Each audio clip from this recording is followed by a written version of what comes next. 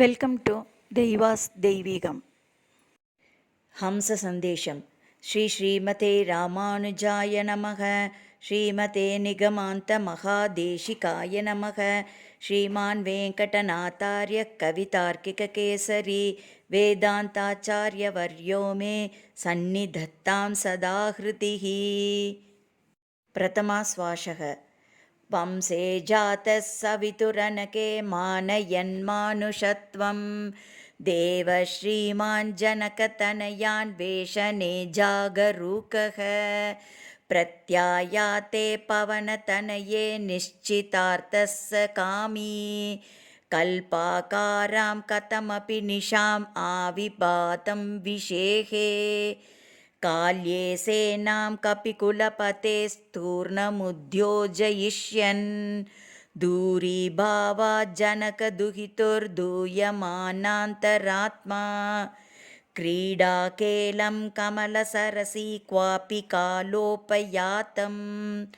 राकाचन्द्रद्युतिसहचरं राजहंसं ददर्श तस्मिन् सीता गतिमनुगते तद्दुकूलाङ्कमूर्तौ तन्मञ्जीरप्रतिमनिनदे न्यस्तनिस्पन्ददृष्टिः वीरश्चेतो विलयमगमत्तन्मयात्मा मुहूर्तं शङ्के तीव्रं भवति समये शासनं मीनकेतोः लब्धाश्वासः कथमपि तदा लक्ष्मणस्याग्रजन्मा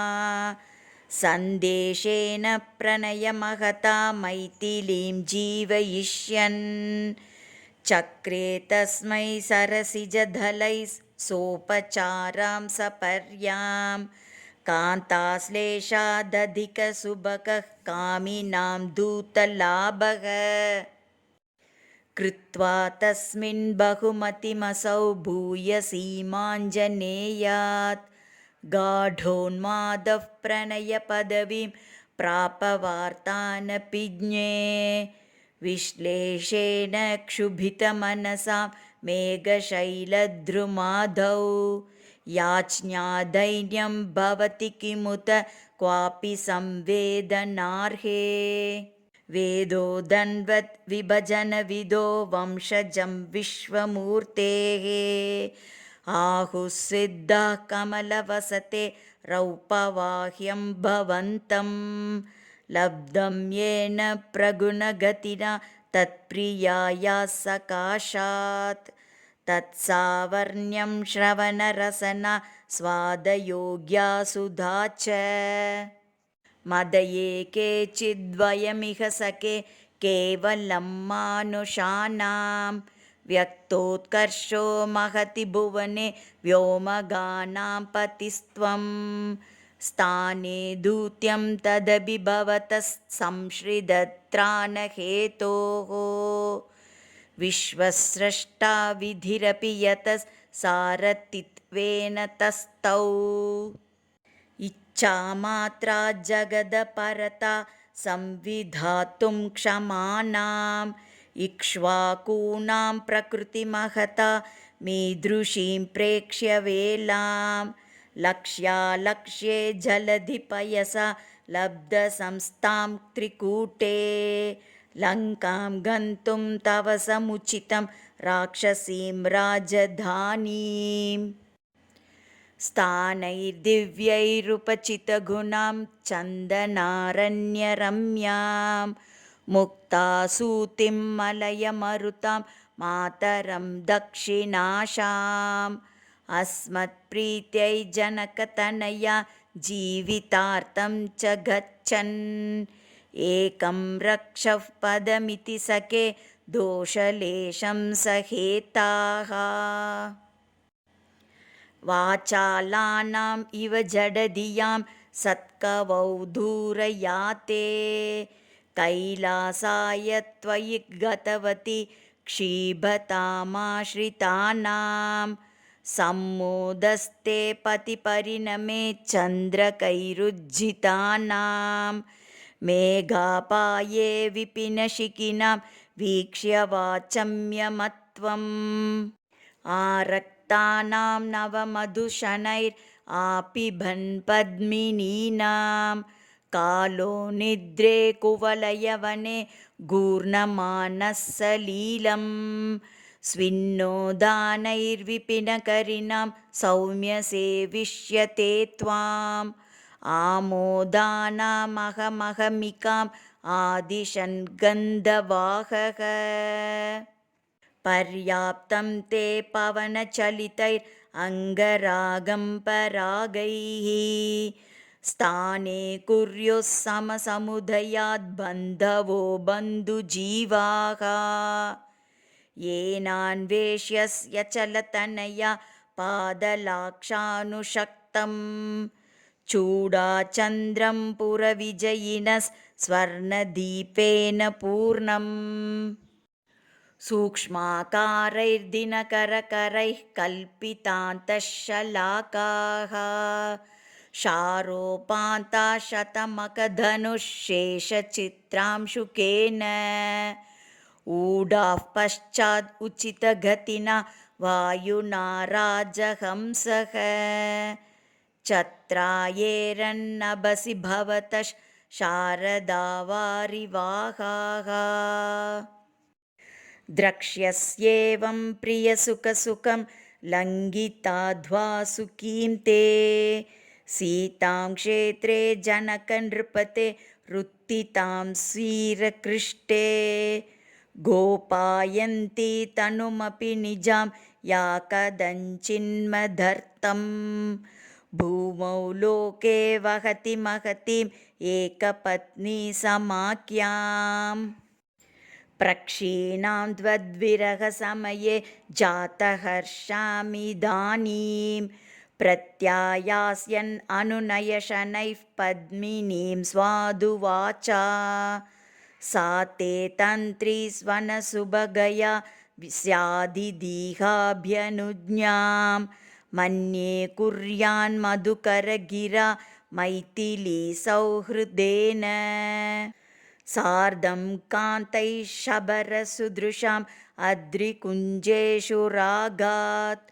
आसीनानां क्षणमसमये दृश्यचन्द्रोदयश्रीः उड्डीयेता सरसिजवनात् दक्षिणाशानुत्सारी पश्यन् दूरात् प्रबलकरुतां पक्षिणां दत्तवर्त्मा अङ्गीकुर्वन्नमृतरुचिरा मुत्पदिष्णोः सलीलं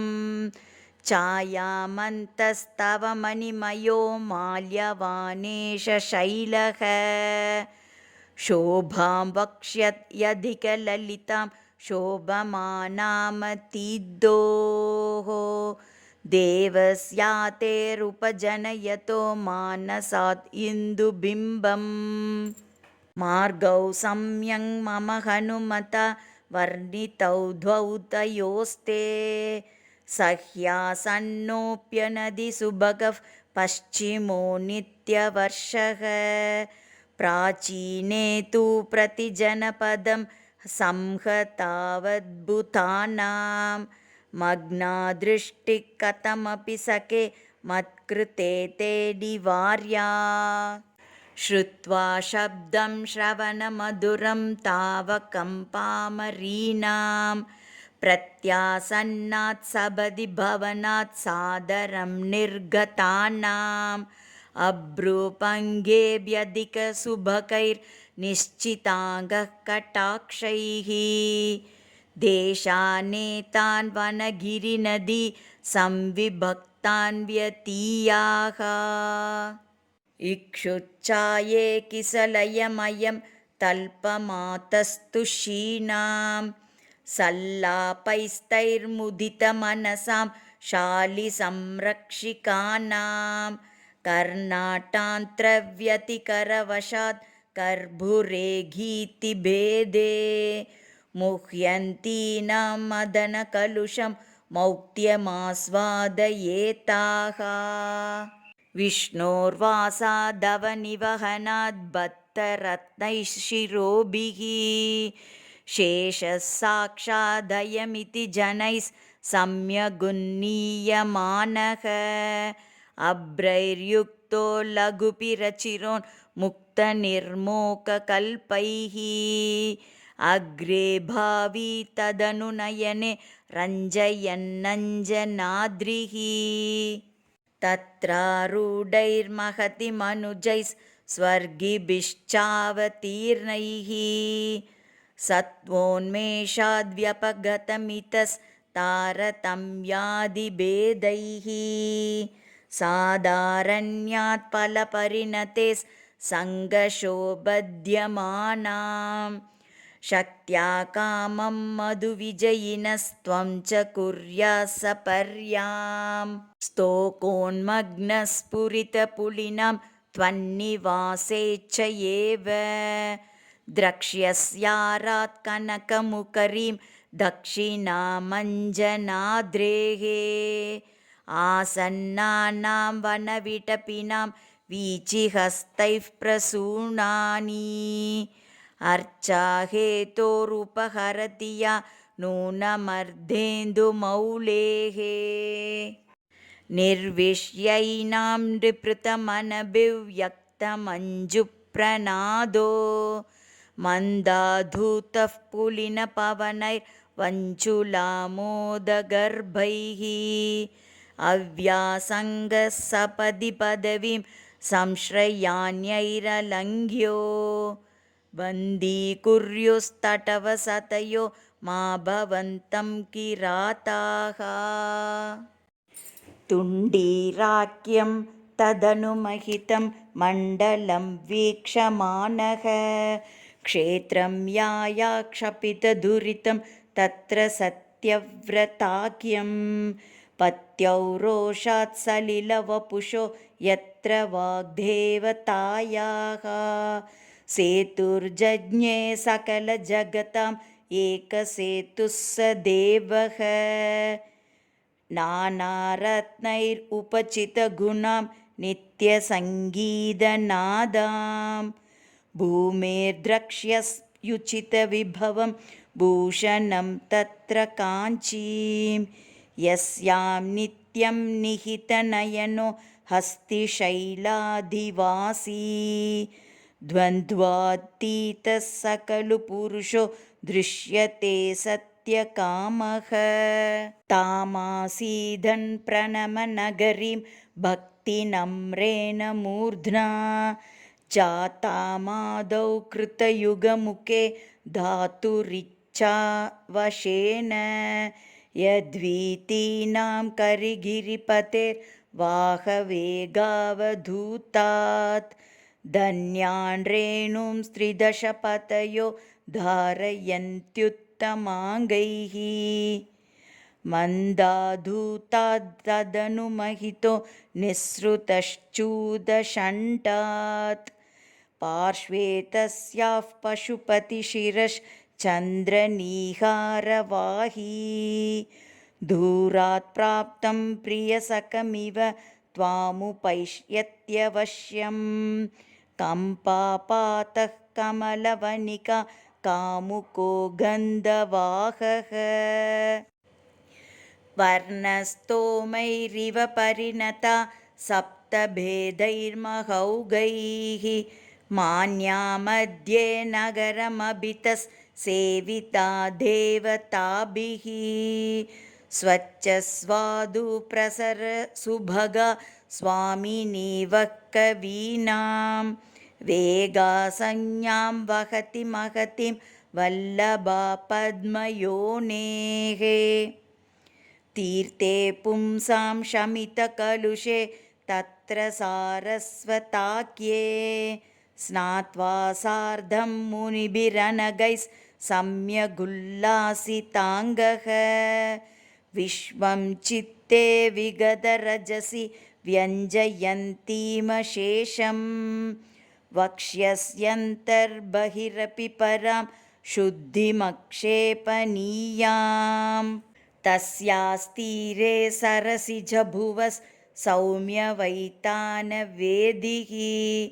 दिव्यं कुर्वन् द्रमिडविषयं दृश्यते हस्तिशैलः यस्योपान्ते कृतवसतयो यापयित्वा शरीरं वर्तिष्यन्ते वितमसि पदे वासुदेवस्य धन्याः सञ्चिन्वाना तरुणतुलसी धामभिस्वामभिक्यां तस्यां वेद्यामनुविदधति श्यामलं हव्यवाहं भोगैश्वर्यप्रियसहचरैः कापि लक्ष्मीकटाक्षैः भूय श्यामा भुवनजननी देवता सन्निधत्ते लक्ष्मीविद्युल्ललितवपुषं तत्र कारुण्यपूर्णं मा बैषीस्त्वं मरकतशिलां एचकं वीक्ष्य मेघं शुद्धैर्नित्यं परिचितपदस्त्वादृशैर्देवहंसैः हंसीभूतः स खलु भवताम् अन्ववायाग्रजन्मा सारास्वाधी सवनहविषां स्वामिनस्ते स देवः शुद्धं चक्षुश्रुतिपरिषदां चक्षुषां भागधेयम् अङ्गीकुर्याद्विनतममृता सारसंवादिभिस्त्वाम् आविर्मोदैरभिमतवरस्तूललक्षैः कटाक्षैः मध्वासक्तं सरसिजमिव विन्नमालम्बमानो देव्या हस्तं तदितरकरन् यस्तलीलारविन्दः देवश्रीमान् स यदि विहरेत् स्वैरमारामभूमौ व्यक्तो वालव्यजनवपुषा विजयेस्तं त्वमेव जातप्रीतिर्जनपदमतो मध्यमं लङ्घयित्वा दूरालक्ष्यक्रमुकनिवह श्यामलान्याहि चोलान् प्रद्युद्गच्छन्मकरवलन स्तम्भितैः सह्यजायाः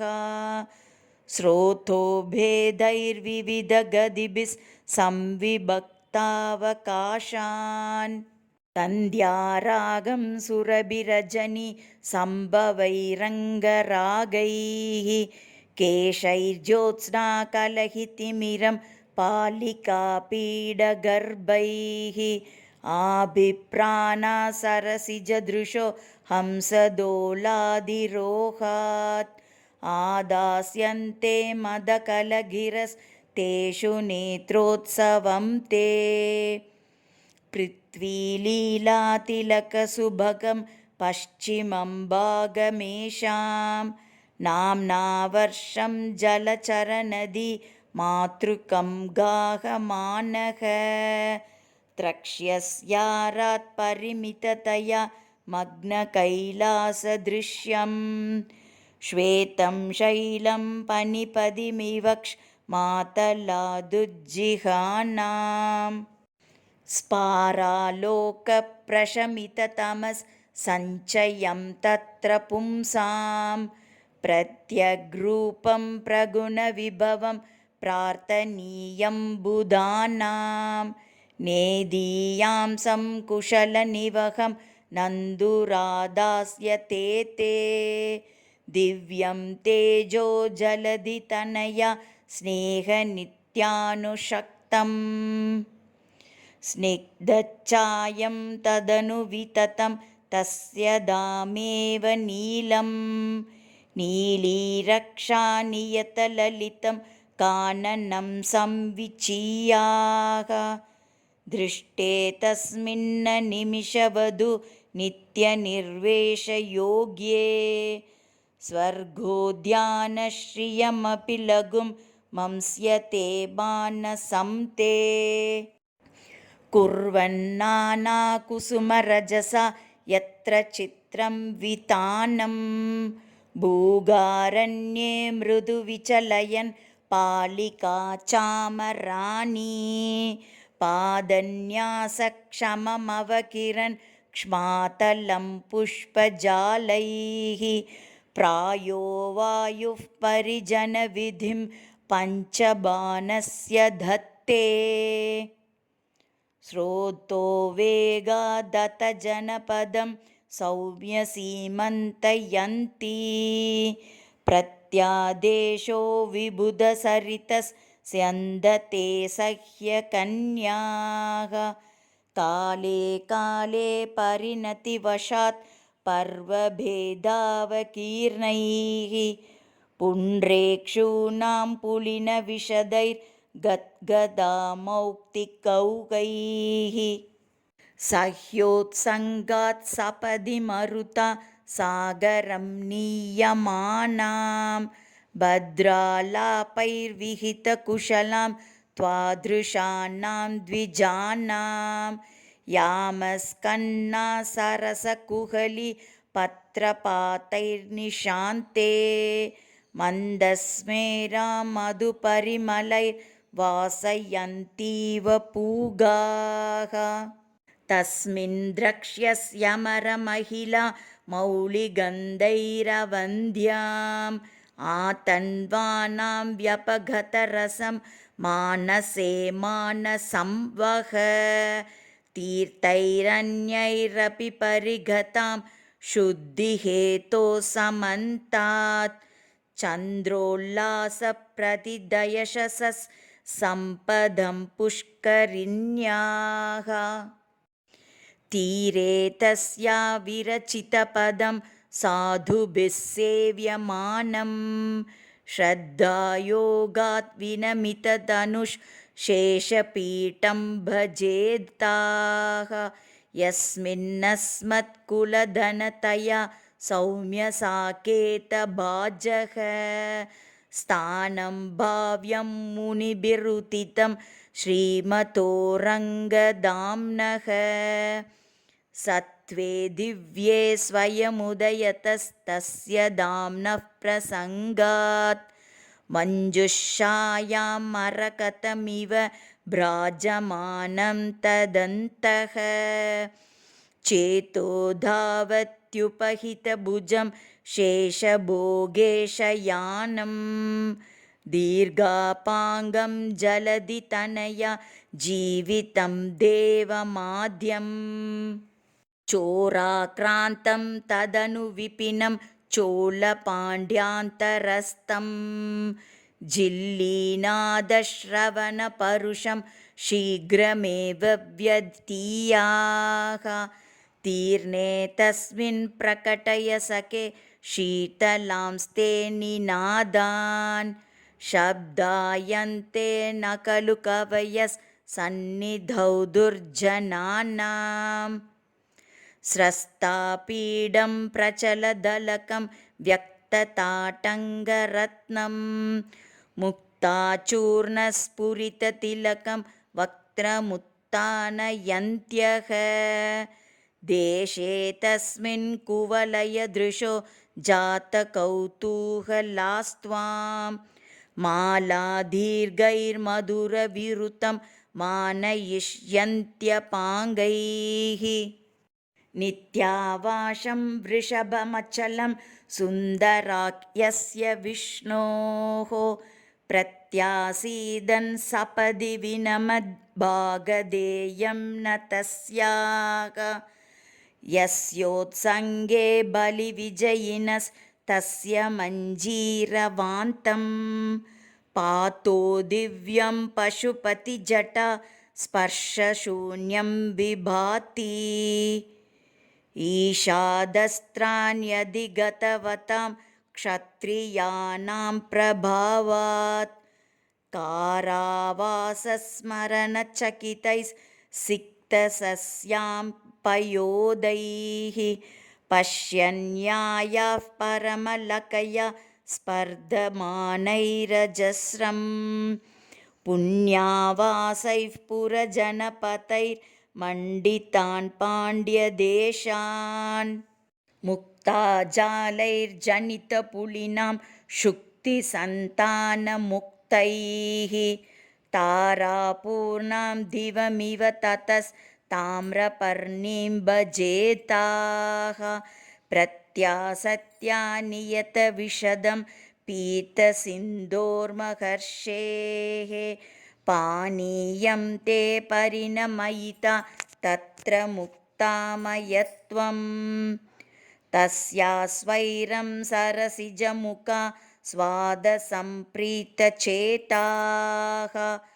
शीतीभूतस्तरललहरी बाहुसंश्लेषणेन अद्यासीनः पुलिनमनिलैर्वीजितश्चन्दनाद्रेः शान्तिं शान्तिं गमयतु भवान् सागरं लङ्घयिष्यन् सव्यं तस्या कियदिव गतश्यामतालीतमालां त्वत्प्रायाणां तरुणवयसां चेतसो नन्दयित्रीं वेलामब्धेर्विविधलहरी दत्तमुक्ताभिरामां द्रक्ष्यस्याराद्विगुणपुलिनां केतकीनां परागैः स्थित्वा तत्र क्षणमुभयदशैलशृङ्गावतीर्णैः स्रोतोभेदैरधिगतगुणं चारुविष्पारघोषैः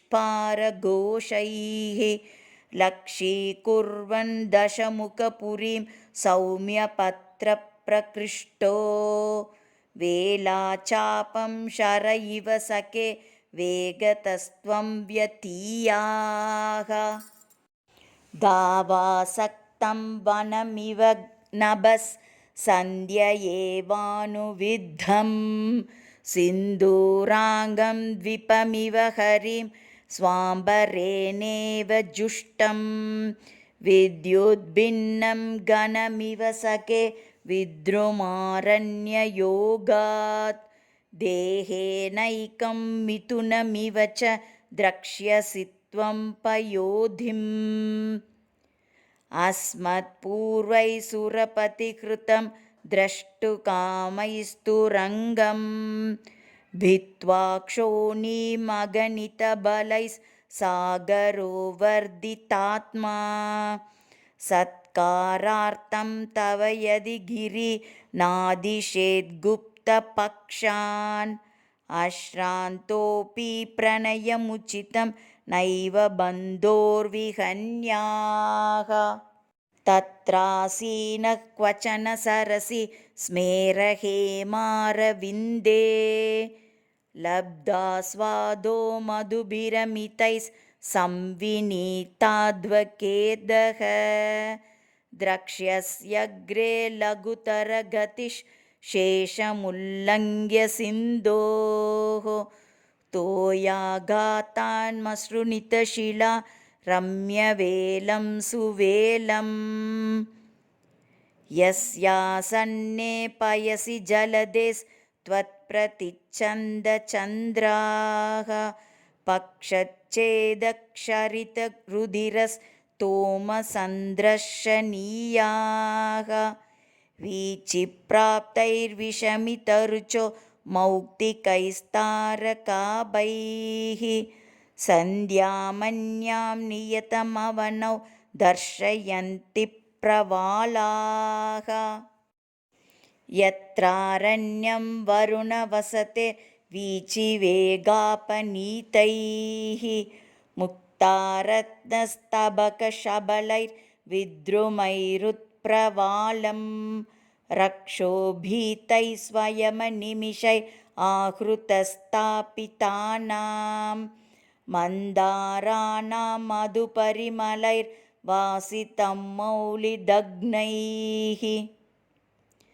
तस्मिन् दृश्या तदनुभवतश्चारुसौधावधाता लङ्कासिन्धोर्महति पुलिने राजहंसीव लीना त्वामायान्तं पवनतरलैर्यापताकापदेशैः पक्षैरभ्युज्जिगमिषुरिव स्थास्यति श्राव्यनादा। हंससन्देशे प्रथमाश्वासः समर्पयामि। कवितार्किकसिंहाय कल्याणगुणशालिने श्रीमते वेङ्कटेशाय वेदान्तगुरवे नमः। श्रीमते रामानुजाय नमः। श्रीमते वेङ्कटनाथार्य कवितार्किककेसरी वेदान्ताचार्यवर्यो मे सन्निधत्तां सदा हृदि। द्वितीयाश्वासः कवितार्किकसिंहाय कल्याणगुणशालिने श्रीमते वेङ्कटेशाय वेदान्तगुरवे नमः।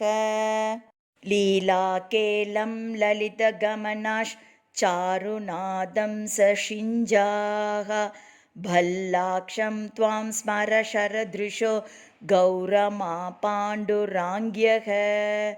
मुग्धालापं मधुरवचसो मानसार्हं मनोज्ञाः यत्रानीता सुरयुवतयो रञ्जयेयुः समक्षम्। उग्रैः शापैरुपहतिभिया रक्षसा दूरमुक्ताः दग्धुं योग्याहुतवहमपि त्वत्प्रिया वर्णशुद्धाः।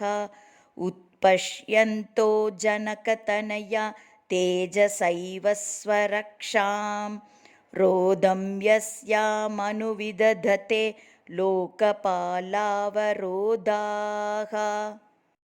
अद्यासीना बहुमणिमयं तुङ्गशृङ्गं त्रिकूटं दिक्पालेषु प्रतिदयशसा रक्षसा रक्ष्यमाणा। अग्रे मेरोरमरनगरीं या परिष्कारभूम्ना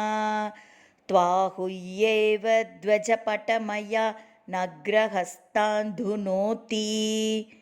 काले यस्यां व्यपगतघने त्वद्विहारोचितेऽस्मिन्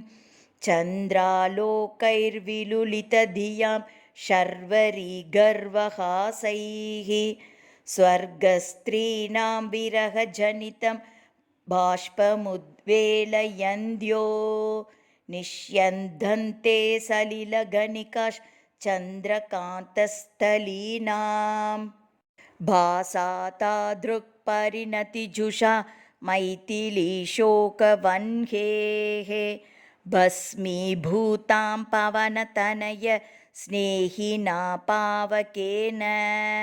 अन्तस्त्रासादवहितधियः संविदास्यन्त्यवश्यं। प्रत्यादिष्टप्रथमरचनं विश्वकर्मादयस्ताम्।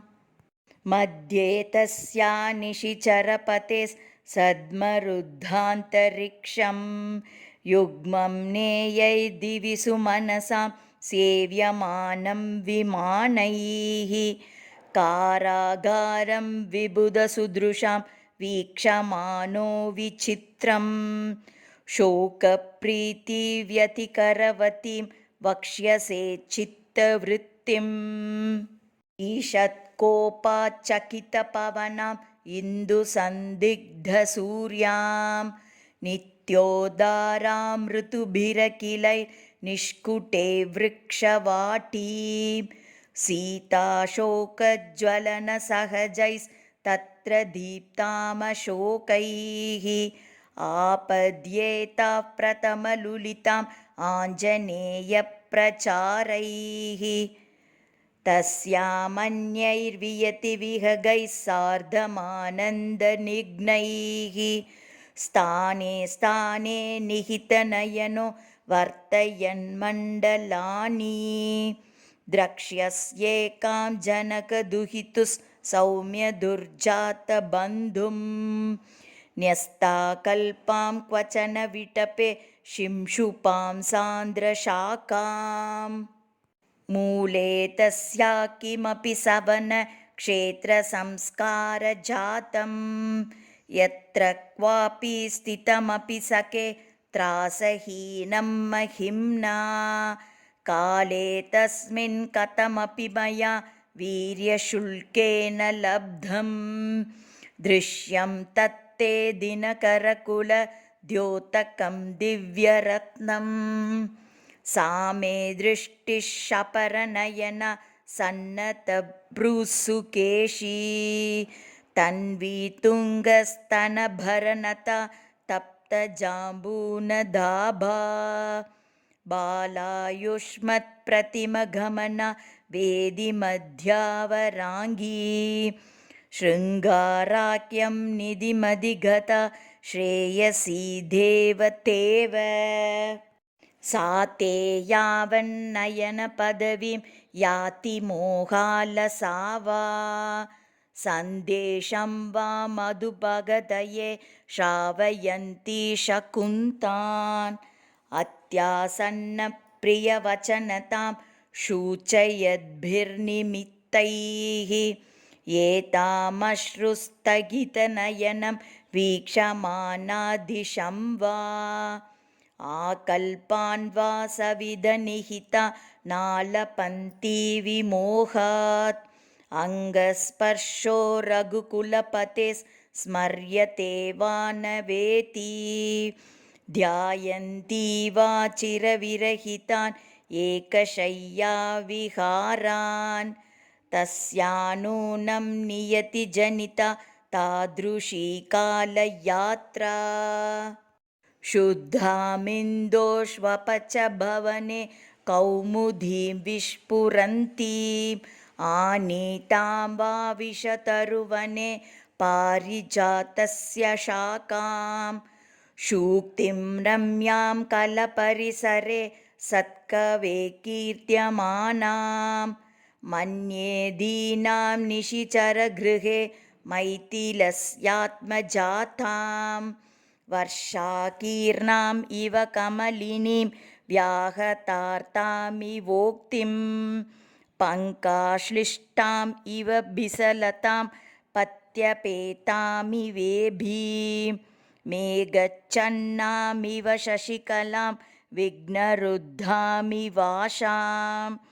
व्याघ्रोपेताम् इव मृगवधूं भूतले ज्यामिवास्ताम्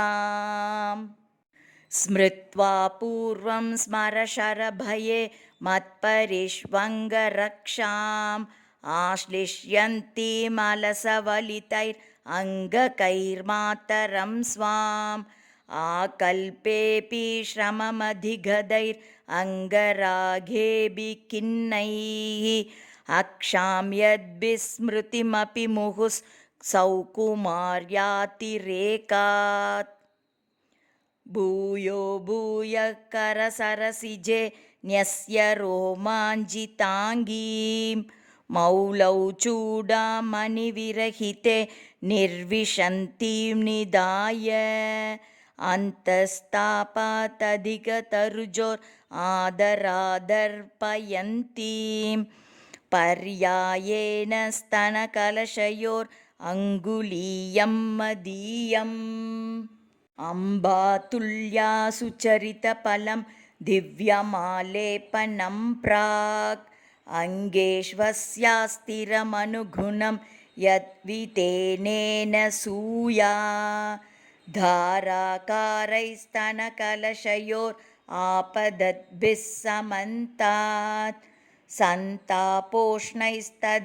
बहुलैरश्रुभिः क्षालयन्तीम् अग्राह्यद्वात् विषमयमितं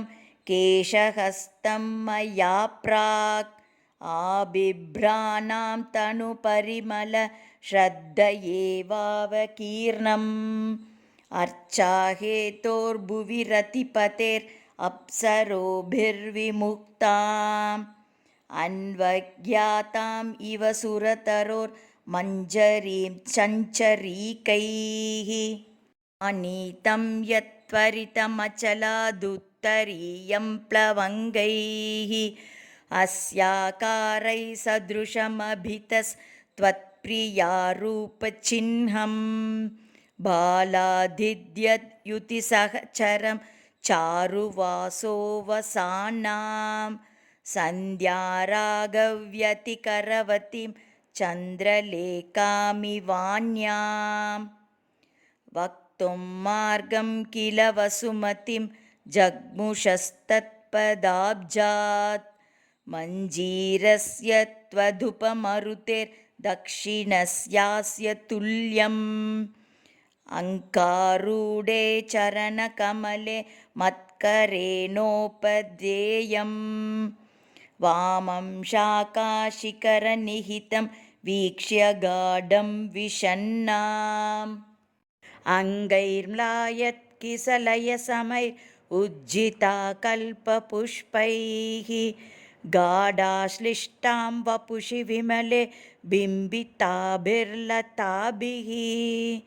सन्तापोष्णवसनपरुषत् छायया किञ्चधूनां बन्धीभूतां निशिचरगृहे नन्दनस्येव लक्ष्मीम् चेतो वृत्तिं शमयति बहिः सार्वभौमे निरोधे मय्येकस्मिन् प्रणिहितधियं मान्मतेनागमेन अभ्यस्यन्ति मणितरजुषो भावनायाः प्रकर्षात् स्वान्तेनान्तर्विलयं मृदुना निर्विकल्पं समाधिम् शून्यादृष्टिश्वसितमधिकं मीलितं वक्त्रपद्मं धाराकारं नयनसलिलं सानुबन्धो विलापः इत्थं दैन्यं किमपि विधिना दुर्निवारेण नीता सा मे सक्ता तनुतरतनुस्तप्यते नूनमन्तः दृष्ट्वा तस्यास्त्वमपि करुणां तादृशीं तामवस्थां शक्ष्यस्यन्तः स्वयमुपनतं शोकवेगं न सोढुं क्रव्यादानां दशवदनवद् क्वापि जातावजाताः नालम्बन्दे कथमिव दयां निर्मलत्वोपपन्नाः नेधीयस्यामधिगतरसो दीर्घिकायां निकामं संवेशेन श्रममपनयन् शर्वरीं यापयेताः इत्थं निद्रासमयमुचितं वीक्ष्य नक्तञ्चरीणां प्रत्यूषे त्वं प्रणयमधुरां श्रावयिष्यन्मधुक्तिम् शीतैरध्वश्रमविनयनैः सेवितो गन्धवाहैः सुप्तस्वैरं पुलिनशयने स्वन्थरे चन्द्रपादैः क्रीडागीतैः कमलमुकुने लीयतां षट्पदानां कार्याकाङ्क्षी कलयतु भवान् राजहंसप्रबोधम्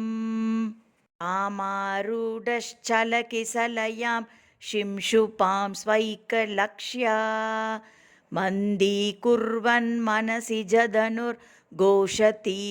निनादं मोहाधीशन्मुषितमनसं बोधय प्रेयसीं मे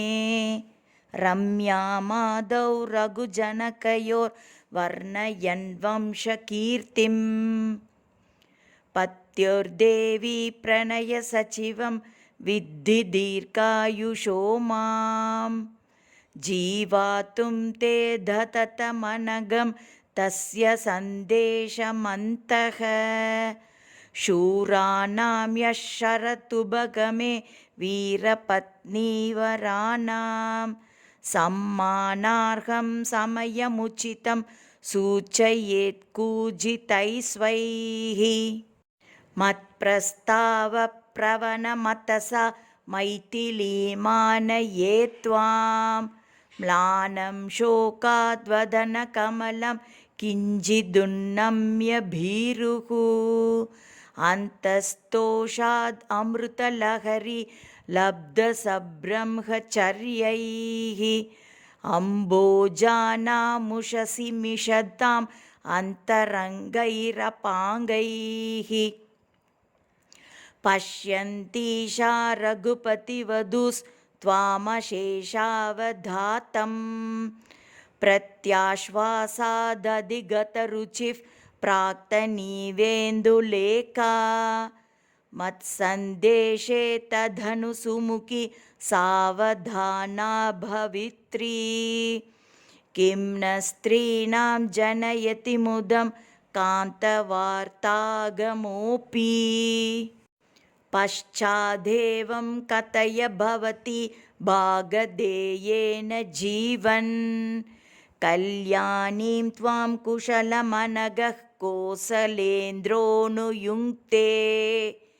येषु श्रेयो भवति नियतं तानि सर्वाणि सन्तः लक्ष्म्या देव्यास्तव च भुवने लक्षणान्यामनन्ति यस्मिन् व्यवधिरभवत् भूषणालेपनादिः नीतामेनां नियति विभवाद् अन्तरीपं दवीयः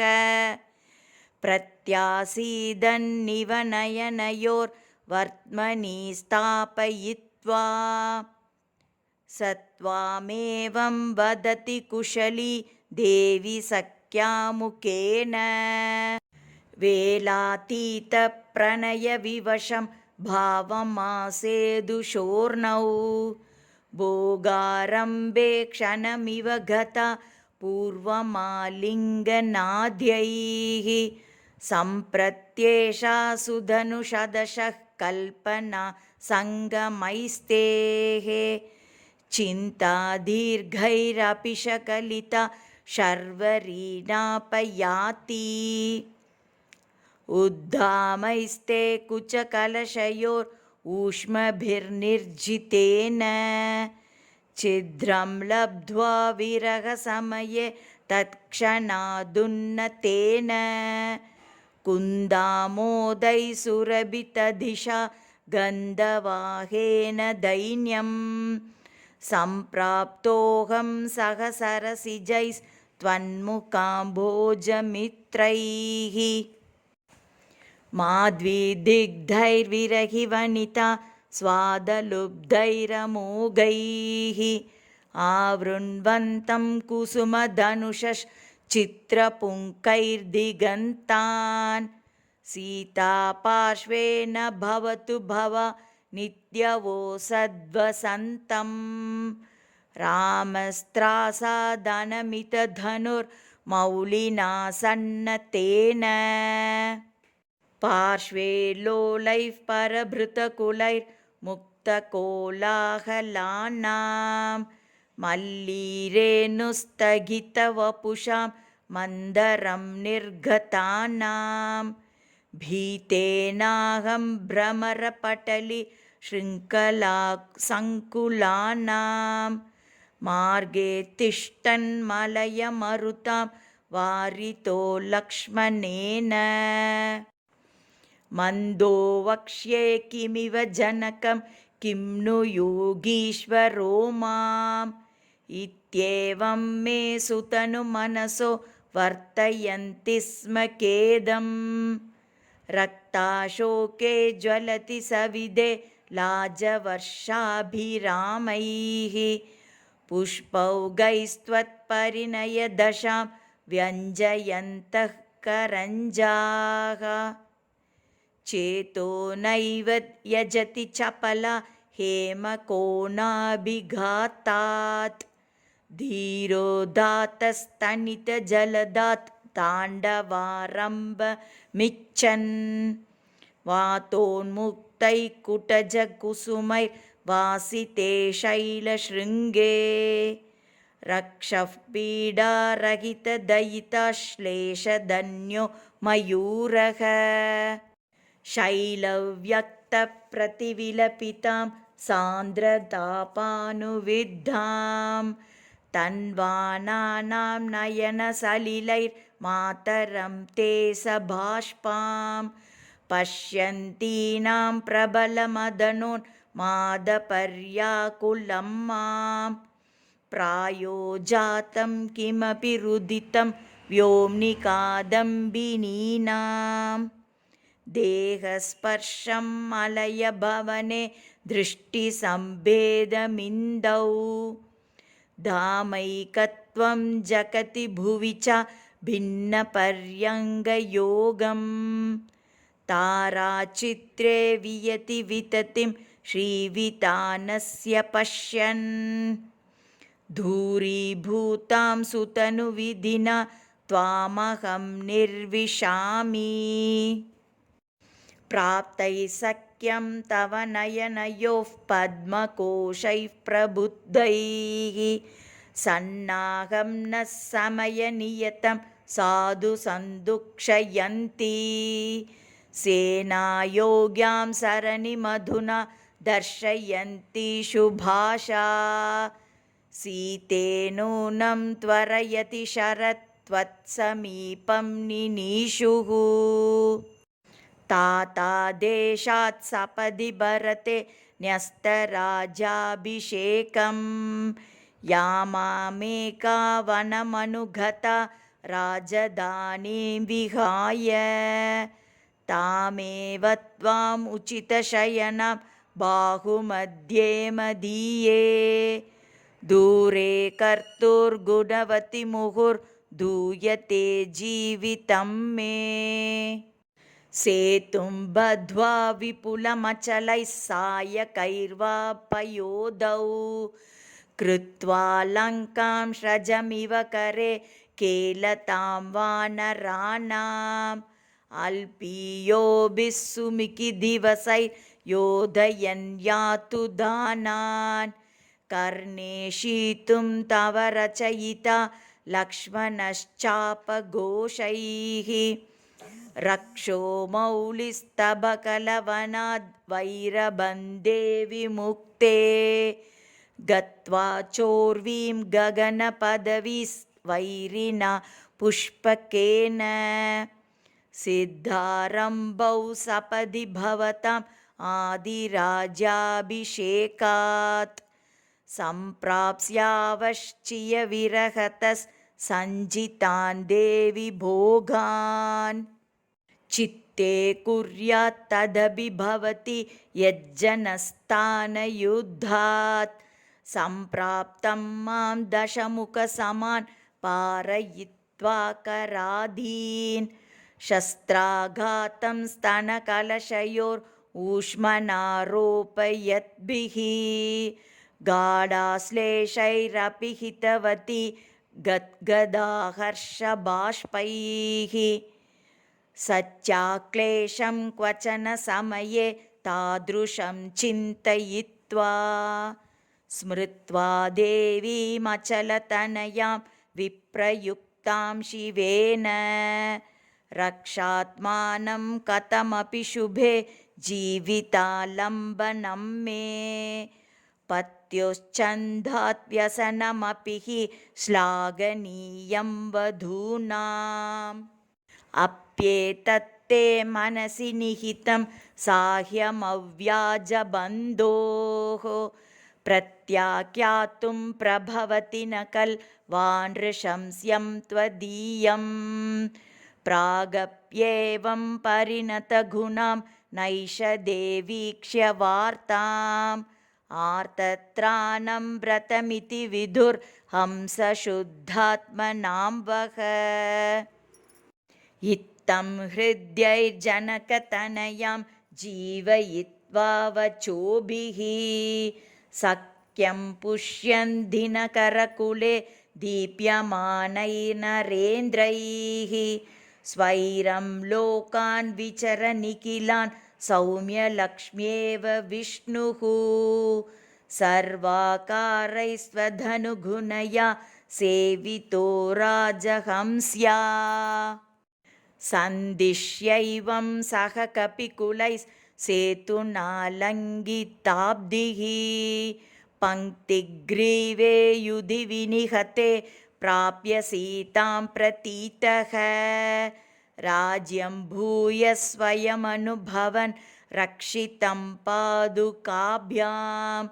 रामश्रीमान् अतनुत निजां राजधानीं सनातां विद्याशिल्पप्रगुणमतिना वेङ्कटेशेन क्लुप्तं